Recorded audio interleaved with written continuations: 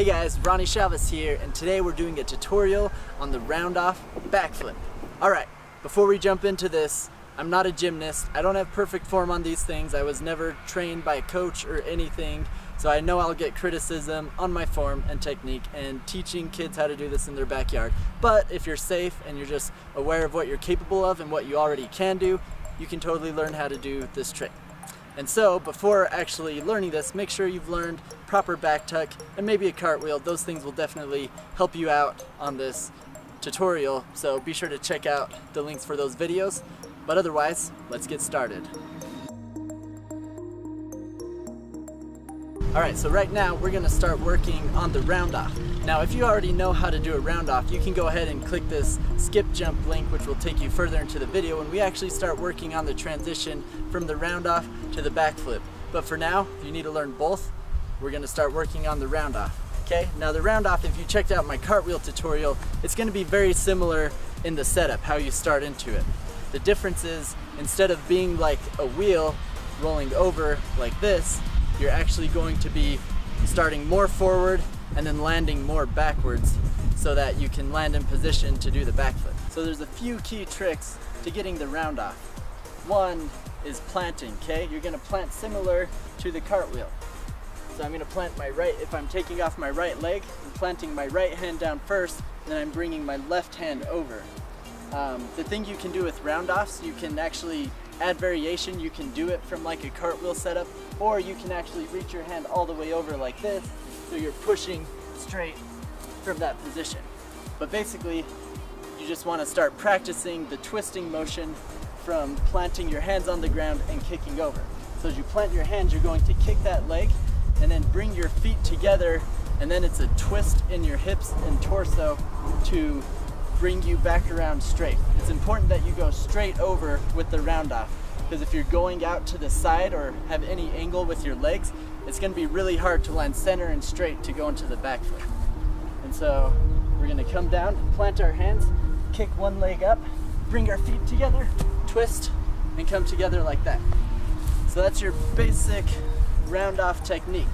A couple things to keep in mind is you want to keep your body straight and centered. If you go off center, then that kind of happens and it throws you off axis. You also want to practice whipping this trick faster and faster, because that's what's going to give you power. So to whip this trick faster, you want to kick your leg harder. You can actually get a little bit of push from your arms, but you don't want to bend them too low. You still want to keep them pretty strong, and then it's all in your core, just bringing it tight as you flip around.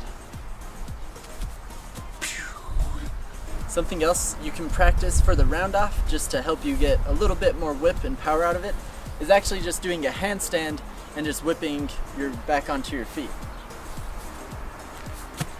So practicing that motion and practicing landing up and tall will be important for when you do the round off to backflip.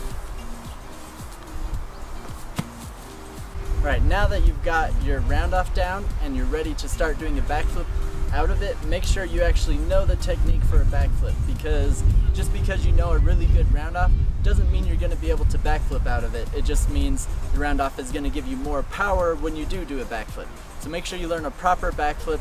Your backflip doesn't have to be amazing. You don't have to be able to do a super high standing back tuck to be able to round off backflip, but it helps at least knowing that you're comfortable getting around. As you're doing the round off, remember to get the speed, the whip, the power, and then when you're landing the round off ready to go into the backflip, you want to make sure you're landing tall. You're ready to jump up and set high with the backflip, because if you're landing too low here, it means you're not going to be getting proper height, because your set's going to be there at this height.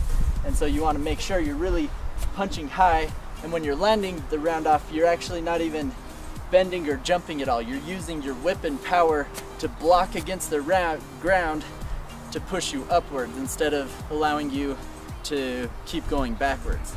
And so that's the whole idea, is you're transferring your whipping motion and your forward motion into upwards motion, and then you're just connecting that with the backflip. So then you punch the ground, and at this point you have all this momentum. You still want to kind of fight it a little bit so that it's pushing you up instead of backwards, so that you get your chest up high you set your arms, and then immediately as your feet begin to leave the ground, that's when you tuck your knees to your chest and start your rotation. And you'll notice if you timed it right, it'll give you a lot more power and whip in the actual backflip. But you have to make sure you time it right, because if you go too soon out of the round off, then it means you're not going to get proper height. If you go too late, then it means you're going to fly backwards and not get any power out of it.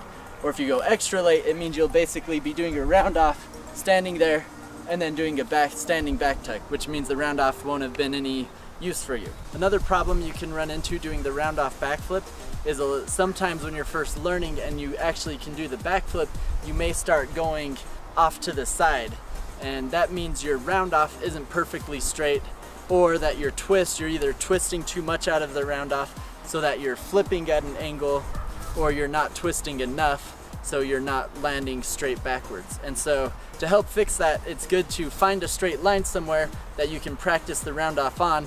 And what you're going to do is just make sure the whole time your body is perfectly centered on that line as you do the round off and backflip.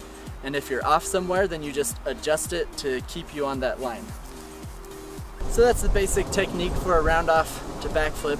Obviously, I don't have gymnast form like I mentioned, but that's the basics for learning this trick, and then you can always adjust your form, change up your style, add different variations to it. This is just the basic technique you need to be able to do a decent round off backflip. Outside of that, it's up to you guys to add your own style and variations, because that's what free running is all about. So thanks for watching this tutorial.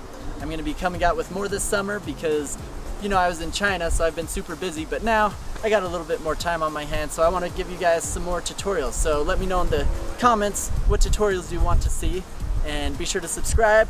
Thanks for watching.